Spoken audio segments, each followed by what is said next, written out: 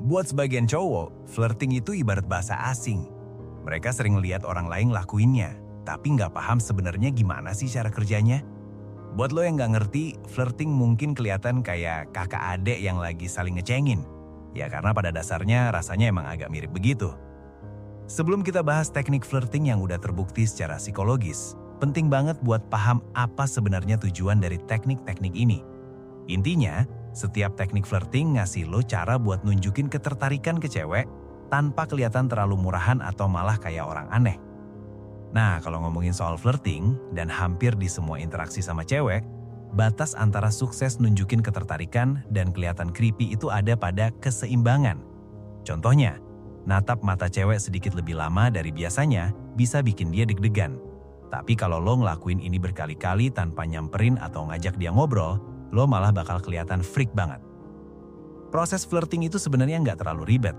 Salah satu tujuan utama lo adalah buat mendominasi obrolan dengan cara yang halus. Tujuan lainnya adalah bikin si cewek benar-benar merasa layaknya seorang wanita pas lagi bareng lo.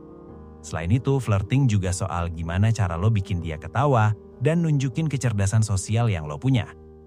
Pas lagi flirting sama cewek, lo bakal pakai kata-kata sekaligus bahasa tubuh lo.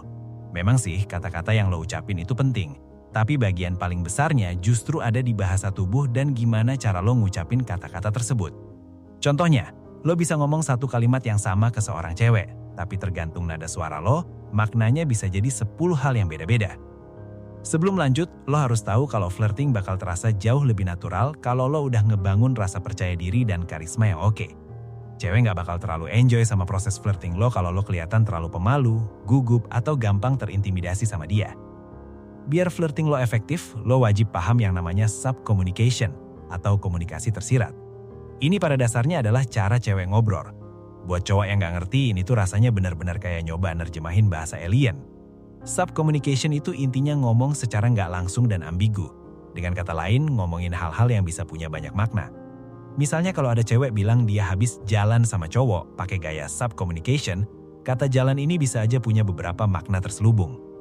Poinnya di sini adalah kebanyakan cewek itu kalau ngomong suka pakai cara yang nggak langsung atau muter-muter. Beda banget sama cowok yang jauh lebih to the point. Nah, dalam konteks flirting, subcommunication ini ngebantu lo buat ngasih tahu si cewek kalau lo tertarik sama dia dengan cara yang sangat halus. Asiknya lagi, flirting nggak cuma berguna buat ngasih tahu kalau lo naksir dia, tapi juga bikin dia bisa ngerespon dengan cepat apakah dia juga tertarik sama lo atau enggak. Di banyak film, lo mungkin sering lihat cowok super tajir atau selebritis nyamperin cewek. To the point bilang kalau si cewek cantik terus ngajak dia terbang naik jet pribadi atau semacamnya.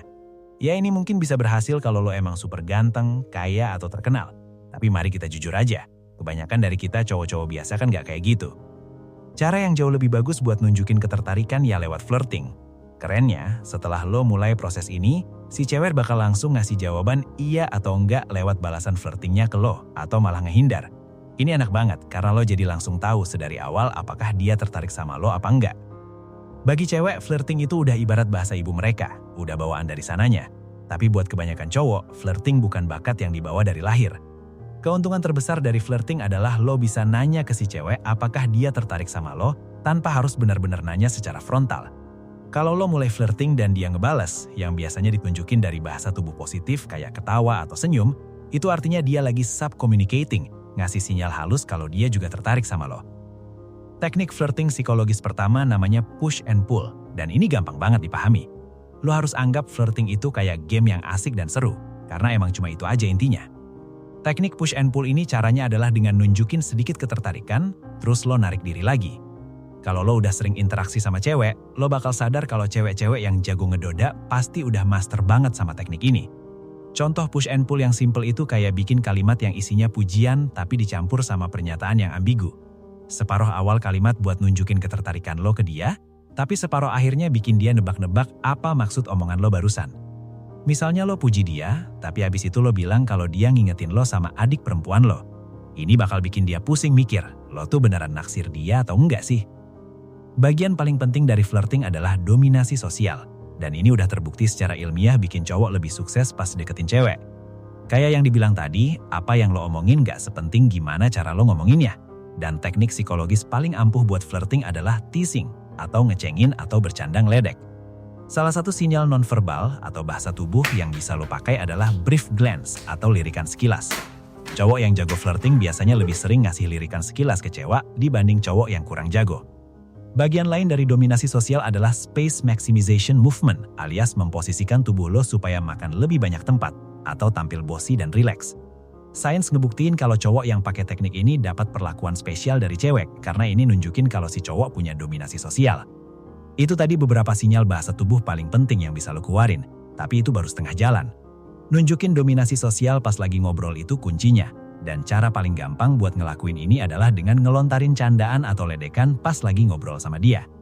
Tujuannya simple, ngecengin dia dengan gaya yang nunjukin kalau lo adalah cowok yang dominan. Flirting itu emang mirip kayak cara lo ngeledek adik perempuan lo, tapi konteksnya beda.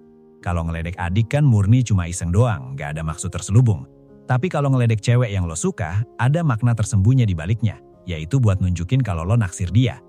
Kebanyakan cewek dan cowok ngejalanin flirting dengan cara saling ngeledek dan teknik push and pull ini bener-bener jadi salah satu teknik psikologis yang paling bisa lo pakai. Tapi ingat ya, pujian dan pernyataan ambigu itu nggak harus selalu ada di satu kalimat yang sama. Opsi yang lebih bagus adalah lo ngomongin beberapa hal yang secara tersirat atau subcommunicate, nunjukin kalau lo suka sama dia, baru deh ditutup sama satu pernyataan ambigu yang bikin dia nebak-nebak seberapa besar ketertarikan lo ke dia. Dari semua cara flirting ke cewek, ngeledek dia pakai teknik push and pull punya efek psikologis paling besar. Tapi dengan catatan, harus digabung sama sikap dominasi sosial lo. Layaknya skill dalam hidup, flirting itu bisa dikuasai, tapi butuh latihan. Kalau lo tipe cowok yang gampang jiper pas deket sama cewek super cantik, gak ada salahnya kok buat latihan flirting ke cewek-cewek yang menurut lo gak terlalu mengintimidasi dulu. Lo harus paham kalau rasa percaya diri dan dominasi sosial itu kunci utama buat flirting yang sukses.